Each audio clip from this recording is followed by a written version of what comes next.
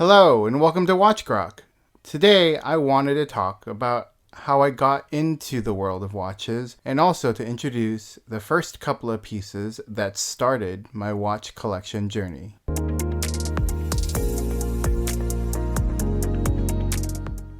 If you had told me a year ago that I would be obsessing over watches and spending my hard-earned money on multiple mechanical watches, I would have called you crazy.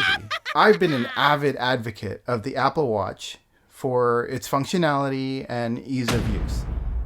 I mean, being able to see your notifications without having to awkwardly take your phone out of your pocket has been great. I happen to have a friend he's an avid watch person. He has extensive knowledge and is just really into watches. He's been quite the influence and the gateway into the rabbit hole of watch collecting. So a couple of years ago, a trio of us wanted to celebrate, and our friends suggested we get matching watches. At first, I was hesitant because I had never owned a proper mechanical watch. The thought of spending so much money on a watch felt really silly to me. At the same time, I thought it would be something memorable, and since we were doing it together, I gave in and said the search was on. My favorite color is blue, so my only requirement for the watch was that it was blue. So we spent time searching for a watch. I just looked up random watch brands. Go to Google and type in luxury watch blue or luxury blue watch or blue luxury watch. And after I think it was about a month, we settled on a watch. It was certainly blue, and it was a brand that I knew. Well, it was a brand that I had heard of. I'm sure many people would guess that we settled on something like a Rolex. So like a Datejust with a blue dial. But then again, it probably would have been impossible to get. So obviously it wasn't a Rolex. It was actually a Grand Seiko. Growing up, my dad had a two-tone Seiko watch. And to me, that was the cream of the crop. A dress watch that my dad was proud of and a watch that I thought was very cool. So the name Seiko rang a bell. Through this process, I was able to learn about Seiko and Grand Seiko being owned by the same parent company, the Seiko Group, but with Grand Seiko being the higher end, kind of like Honda and Acura, Toyota and Lexus, Nissan and Infiniti. Well, you get the idea. This was fascinating to me, but also it felt familiar, and so I was excited to be able to get the new watch.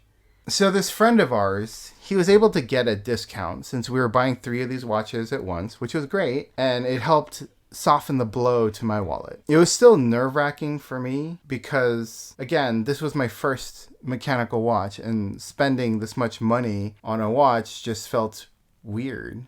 Well, so I sent him the money, and the day finally came. I was about to get my first mechanical watch. The watch we had settled on was a Grand Seiko Skyflake. It's also known as a blue snowflake. I have to admit, I thought it was a nice looking watch. Did I understand at the time why it was so expensive? Of course not. But in that moment, with my 2 other friends, it was very exciting. It was exhilarating. It was a special moment that we could share together. This was a very cool way to bring us together.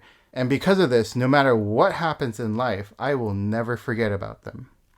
If you've made it this far, it would be a big help if you drop the like and hit that subscribe button to help support the channel. Once I had the watch, and the more I looked at it, I liked how it looked. It kind of felt like a novelty, nothing that I would take seriously. But over the next couple of years, my buddies started chatting about watches. So we had this group chat where they would talk about different watches, and I would just skim over it because it really didn't interest me. I really didn't pay attention. But I suppose being exposed to it over a couple of years, I just started to notice watches more. If I passed by a watch store, I casually drop in to browse and see what different watches look like. I even tried one on, which it was a Hublot. For fun, I sent the photo to my friends, to say, hey, look, I'm looking at watches. And then I proceeded to get roasted. They said, and I quote, Hublot's the devil. Hublot? More like Hublot. I definitely was not expecting this kind of reaction and was completely blindsided. What was so wrong with Hublot? I wasn't aware of how much hate that the brand had in the watch community. And for those who don't know either, from what I understand, it's because of the movement inside. At least this is how they got started. Someone phrased it in a way that I could understand. And they said it's like putting a Ford engine inside a Lamborghini. It's just wrong. I have other thoughts on this, but I'll save them for another time. TLDR there is, I'm not so sure that it's fair, the amount of hate that Hublot gets, but again, another topic for another time. Another watch I stumbled across while walking past stores was a Rolex. The one that stood out to me was the Milgauss. It was a simple yet quirky watch with a green sapphire crystal. The one I was really attracted to was the Z Blue version. It's the one with the blue dial and an orange lightning second hand. It's a bit funky, not too loud, but a lot of personality. I got to try one on and I thought it was really cool. So I asked if I could buy the watch. And that's when I was first exposed to Rolexes not being available. I was told that I could leave my name and they will let me know when it became available. I can't really pinpoint when I started caring about watches and wanting to potentially collect them, but it happened and it really snuck up on me. Being constantly reminded by my friends and starting to notice watches on people's wrists and in display cases and stores, I guess that's what did it. I mean, you have to remember, up until this point, I was still wearing my Apple Watch. I mean, I had a wide array of straps and typically got the latest watch each year. I just couldn't get away from the efficiency and functionality of having an Apple Watch. One day, my friend showed me a watch that was blue and it looked very interesting. He said that he had a connection that could get me this watch if I wanted it. Turns out it was on the secondary market, but still, I thought it looked interesting. The watch in question was a blue Tudor Pelagos. I started reading about it, looking at photos and reading and researching and watching YouTube. And for some reason, the more I looked into it, the more I started to really want one. I started feeling nervous and excited at the same time. And eventually, I told my friend, yes, I would like to get this watch. After I told him, I didn't hear anything for a few days. I grew anxious. Should I pull out? Do I really want this watch? Do I really need this watch? And then it happened. I got a message from my friend and my heart sank. Apparently, the seller liked the watch so much, they decided to keep it for themselves. No, God! No, God, please, no! No! I stared at my phone in disbelief. No way, this couldn't be happening. I was led on, enticed by the allure of this watch, only to get slapped in the face. Hang on a minute, though. I wasn't sure why I felt this way. Why did I care about a stupid watch? Why was I so disappointed? I look back and think that this was a good thing to happen to me because it snapped me back to reality. I didn't need this watch. I had my Apple Watch. I needed my notifications, the convenience, the security. And this way, I was able to remind myself that I didn't need or even want another watch. Or so I thought. So after that, a few months passed by and I was hanging out with one of my friends and we decided to stroll through a watch store.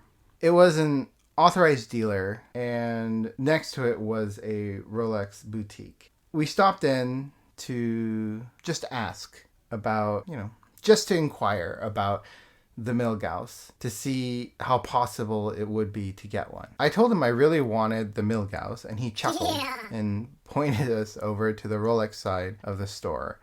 The next sales associate, or better known as SA, was more helpful and took my name down and said it would take a while to get one, as they get very few in the store, especially in blue. We sat down with the SA as my friend had some questions on other watches that he was looking for, and as we were wrapping up, he reminded me of the Pelagos that I had wanted before and that I should ask about it. Would I finally be able to get it? I asked the SA and they said that they had just gotten one in yesterday and it was on display. We walked over and lo and behold, it was there. The blue Tudor Pelagos in all of its blue glory was staring right at me in the face. I tried it on, I couldn't stop smiling, and I had finally gotten my hands on the watch that I had only read and stared at photos of, and I said I'll take it. And then I was promptly referred back to the original SA that had directed me over to the Rolex side. I mean, I actually didn't even realize that it was the original SA since I was caught up with getting the watch.